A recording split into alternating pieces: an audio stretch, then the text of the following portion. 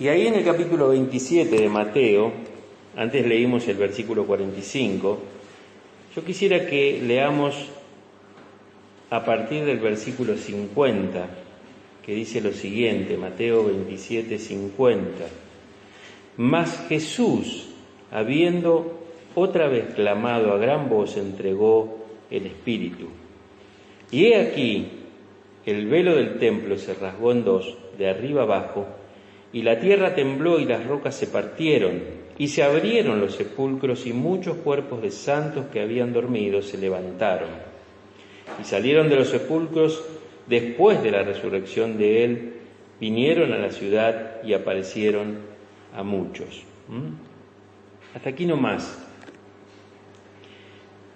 Por ahora en la palabra de Dios. Es interesante que, digamos, muchos, como en mi caso también, ¿no? Porque yo creía en algún momento que el Nuevo Testamento comenzaba con el nacimiento de Jesús. Uno lee a partir del Nuevo Testamento y ve el nacimiento de Jesús y bueno, me dice, allí comienza el Nuevo Testamento, pero debemos decir que Jesús vivió bajo la ley, ¿no es cierto? Y esto no solo está confesado por él mismo en Mateo capítulo 5, donde él dice que él no vino a dejar sin efecto la ley, sino que vino a cumplirla, sino también en el libro de Gálatas podemos ver lo mismo. Y de hecho que si nosotros, el nuevo pacto o el Nuevo Testamento, el pacto nuevo que Dios hace, hubiera comenzado cuando Jesús nació, estaríamos más o menos en el año 2033, ¿no es cierto? Porque Jesús murió a los 33 años más o menos. Y digamos, ¿por qué, digamos, sabemos esto de que el Nuevo Testamento o el nuevo pacto no comienza cuando Jesús nace? Porque dice el versículo 51 que yo he leído, y he aquí el velo del templo se rasgó en dos, de arriba abajo, y la tierra tembló y las rocas se partieron. ¿Por qué no comenzó cuando Jesús nació? Y sí comenzó cuando Jesús murió, porque dice la palabra de Dios que el velo del templo se rasgó en dos, y allí es donde empieza el nuevo pacto que Dios hace con el hombre. Durante la vida del Señor Jesucristo, el templo de Jerusalén era el centro de la vida religiosa judía. Y por supuesto este era un lugar donde se llevaban a cabo un montón de sacrificios de animales y la adoración estrictamente de acuerdo a lo que había establecido la ley de Moisés. Fíjense lo que dice en el libro de Hebreos capítulo 9. Hebreos capítulo 9, vamos a leer allí una lectura. Capítulo 9 de Hebreos y comenzando del versículo 1, dice lo siguiente: ahora bien, el primer pacto tenía ordenanzas de culto y un santuario terrenal, porque el tabernáculo estaba dispuesto así. En la primer parte, llamada el lugar santo, estaban el candelabro, la mesa y los panes de la proposición. Tras el segundo velo estaba la parte del tabernáculo llamada lugar santísimo, el cual tenía un incensario de oro y el arca del pacto cubierta de oro por todas partes, en la que estaba una urna de oro que contenía el maná y la vara de Aarón que reverdeció y las tablas del pacto, y sobre ella los querubines de gloria que cubrían el propiciatorio, de las cuales cosas no se puede ahora hablar en detalle. Y así dispuestas estas cosas, en la primera parte del tabernáculo entran los sacerdotes continuamente para cumplir los oficios del culto.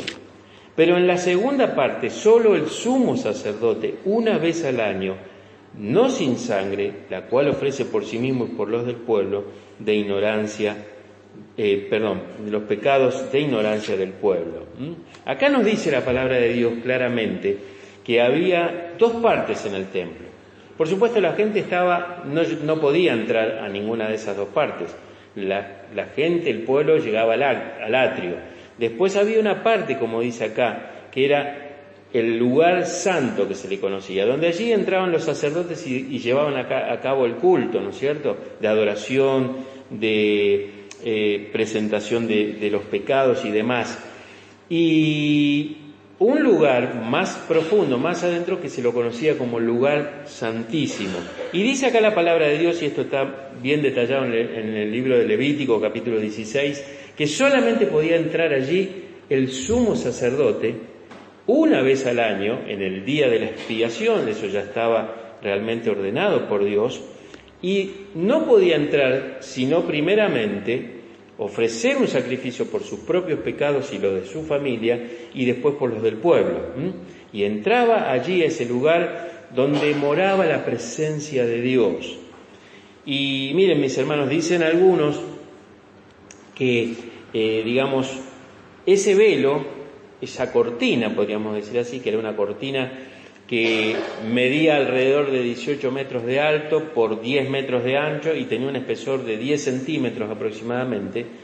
Algunos dicen que el sumo sacerdote pasaba por allí arrastrándose por abajo para entrar a la presencia de Dios. Otros dicen que entraría por una de los ángulos del vértice de una de las puntas de ese velo, ¿no es cierto? Porque era un velo cerrado completamente. Y nadie podía entrar si no era el sumo sacerdote, porque cualquiera que intentara pasar allí moría instantáneamente. Y miren, este velo que nos cuenta la palabra de Dios, según Josefo, que era un historiador judío, dice que ese velo, que era de 10 centímetros de espesor, dice que aún 2 caballos atados, ¿no es cierto?, cada uno en sus extremos, podía romper ese velo. No se podía, estaba de una forma hecho entrelazado, de que era un velo fortísimo. Y por supuesto que esto estaba confeccionado con púrpura, carmesí, lino fino, es decir, un montón de especificaciones que Dios había dado cómo debía estar este velo. Y dice acá el texto que hemos leído de Mateo, que el Señor Jesucristo, clamando a gran voz, entregó el Espíritu. Y dice que el velo del templo se rasgó en 2, de arriba abajo.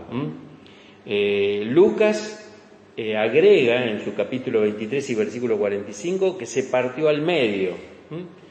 Ni Mateo ni Marcos los dice, pero Lucas dice que se partió por la mitad.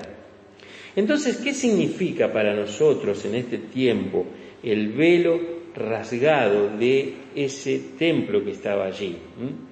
Como dije antes, el templo y ese velo que separaba, el lugar santo del lugar santísimo, donde estaba en ese lugar santísimo la presencia de Dios, representaba todo el sistema religioso que llevaba adelante el pueblo de Israel. Y a través de sacrificios y de ofrendas de animales y de distintos tipos de especies, se ofrecían sacrificios para poder cubrir los pecados del hombre. Entonces, cuando Jesús muere, en el momento que Jesús entrega su espíritu, ese velo, ese sistema religioso, ese sistema que impedía realmente la comunión y el acercamiento de Dios al hombre y del hombre a Dios, se rompe, y dice la Biblia que se rompe de arriba hacia abajo, mostrando de esa forma que realmente era Dios el que lo había roto. Imagínense que medía 18 metros de altura, y normalmente cuando se rompía algo de ese tipo sucedía de abajo hacia arriba, no de arriba hacia abajo. Evidentemente, esa fue una señal de Dios, que Dios rompía en ese momento la separación que había entre nosotros y Dios, aceptando el sacrificio de Cristo por nosotros. El Señor Jesucristo representa el sumo sacerdote que viene y hace posible que ya no exista ese lugar santísimo separado del resto, sino que podemos entrar a través de la fe y conocer a Dios a través de la fe en Él. Y yo quisiera terminar diciendo dos o tres cositas nomás que anoté aquí para que nosotros podamos reflexionar en esta mañana. Hay algunas cosas que simboliza esta rotura del velo o de esa cortina que estaba separando la presencia de Dios del hombre. Y yo quisiera decir antes que uno, no sé si a usted le habrá pasado, a mí me ha pasado, de que uno se pregunta por qué los hebreos habitualmente rasgaban sus vestiduras, cuál era el sentido que hicieran esto. Bueno, ellos rasgaban sus ropas cuando sentían vergüenza, cuando tenían tristeza profunda, algún sentimiento intenso de dolor. Entonces ellos rompían sus vestidos en señal de que estaban doloridos por algo que había sucedido. Normalmente lo vemos en los profetas o en algunos otros hombres de Dios que hacían esto al ver el pecado del pueblo, al ver la rebelión de los hombres contra Dios, a pesar de que conocían la palabra de Dios, conocían el mensaje de Dios.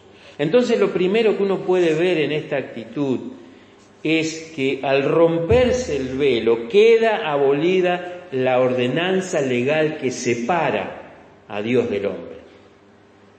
Queda abolida esa, porque existía una ley que, por supuesto, recién estuvimos mencionando, que solamente podía entrar una vez al año el sumo sacerdote, no sin antes hacer un sacrificio por sus propios pecados y por los de su familia, y recién poder entrar. Y había una ceremonia importante porque debían lavarse antes de entrar, todo simbolismo de lo que representaba entrar a la presencia de Dios.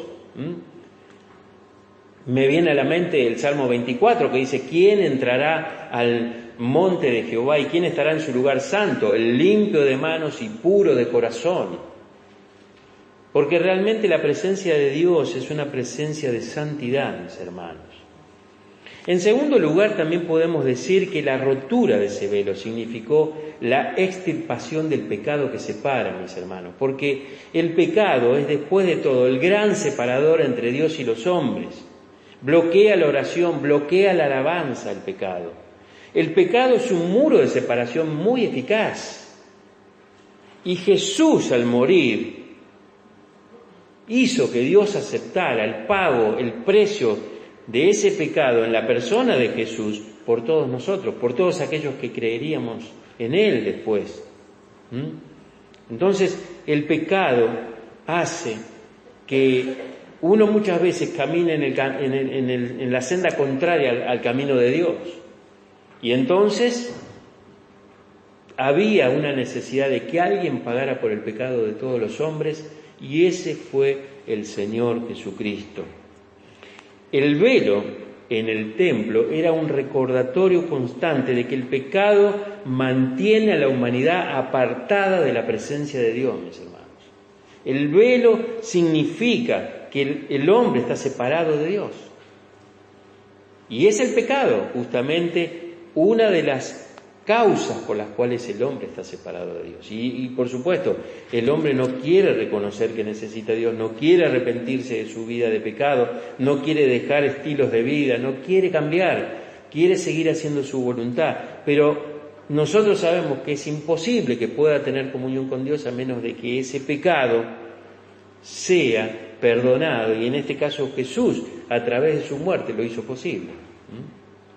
Y en tercer lugar, el velo rasgado o roto o partido no está en una de sus esquinas, está en el centro mismo, como dice Lucas. Y esto no es una ligera rotura, mis hermanos, por la cual alguno pudiera pasar. Es una entrada que ha sido abierta completamente para los peores pecadores. Para los peores pecadores. Ha sido abierta esa entrada, de modo que cualquiera que se arrepiente y busca a Cristo puede entrar a la presencia de Dios.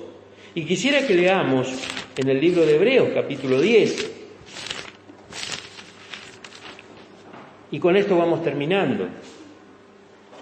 Capítulo 10 de Hebreos y versículo 19.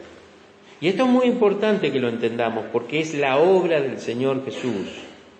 Dice así la palabra de Dios: así que, hermanos, teniendo libertad para entrar en el lugar santísimo por la sangre de Jesucristo, por el camino nuevo y vivo que Él nos abrió a través del velo, esto es, de su carne, y teniendo un gran sumo sacerdote sobre la casa de Dios, acerquémonos. Escuchen bien, mis hermanos, y esto también es para mí. Acerquémonos, dice esta palabra, con corazón sincero, en plena certidumbre de fe, purificados los corazones de mala conciencia y lavados los cuerpos con agua pura. Qué importante, todo ese requisito que se pedía a los sumos sacerdotes para poder entrar al lugar santísimo lo ocupó Jesús. Y entonces ahora a través de Jesús podemos tener una entrada abierta, mis hermanos. Es importante que pensemos lo siguiente, hay gente que como lo hacía el sumo sacerdote en el antiguo pacto, hay gente hoy que entra una sola vez a la presencia de Dios en el año. No buscan a Dios, y algunos ni siquiera una vez al año buscan a Dios. Y Dios nos dice acá que nos podemos acercar con un corazón sincero, con plena certidumbre de fe, todos los días, a cada instante. Eso no existía, mis hermanos, nosotros no lo conocimos. Si nosotros estuviéramos todavía y Jesús no hubiera venido todavía, si Jesús no hubiera muerto, estaríamos todavía todos bajo el régimen del antiguo pacto, donde indudablemente para poder cubrir nuestros pecados deberíamos hacer sacrificios. Nosotros no lo conocimos y no lo hacemos. ¿Por qué? Porque Cristo es el sacrificio perfecto que hizo todo para que nosotros no tengamos que hacer nada. Entonces, dice acá que nosotros nos acerquemos con un corazón sincero, en plena certidumbre de fe, purificados los corazones de mala conciencia y lavados los cuerpos con agua pura. Todos aquellos simbolismos que estaban en el antiguo pacto son resumidos a través de la persona de Cristo, que es el sumo sacerdote. Y tenemos, como dice el autor también de acá de Hebreos, que tenemos un sumo sacerdote que puede compadecerse de nosotros, porque Él vivió entre nosotros. Entonces, tenemos en Jesús esa vida que nos permite entrar directamente a la presencia de Dios. Esto es hoy sencillo para nosotros, pero le costó terriblemente al Señor Jesucristo todo lo que vivió, su sacrificio, su muerte, y gracias a Dios porque Él resucitó. Así que si estás acá y todavía no has hecho una confesión al Señor de tu necesidad de Él, si ese velo partido que permite que hoy todos los que estamos acá podamos entrar a la presencia de Dios directamente y no tenés a Cristo como tu Señor y Salvador, sería bueno que en esta mañana te acerques a Él. Porque dice la palabra de Dios que si nos acercamos a Dios, Él se acercará a nosotros. Acerquémonos, dice acá la palabra de Dios. Y sobre todas las cosas con un corazón sincero. Sí, no podemos vivir sin Dios. Hay gente que quiere hacerlo sin Él, pero no se puede vivir sin Él. Tenemos que ser sinceros. Entonces necesitamos acercarnos y realmente, como dice más abajo, mantengámonos firmes, sin fluctuar la profesión de nuestra esperanza, porque fiel es el que prometió. No solamente es recibir a Cristo como el Salvador, sino es mantenernos en el camino de salvación, que es el camino que Él abrió para todos nosotros. Él hizo que ese velo se partiera cuando Él murió. Ahí comienza el segundo pacto, ahí comienza el Nuevo Testamento, el nuevo acuerdo que Dios hace. Basta ya de religiosidad, ahora es Cristo el Salvador, ahora es Cristo el que realmente puede hacer posible de que entremos directamente a la presencia de Dios. Por eso dice la Biblia que hay un solo Dios y un solo mediador entre Dios y los hombres, Jesucristo hombre. Amén.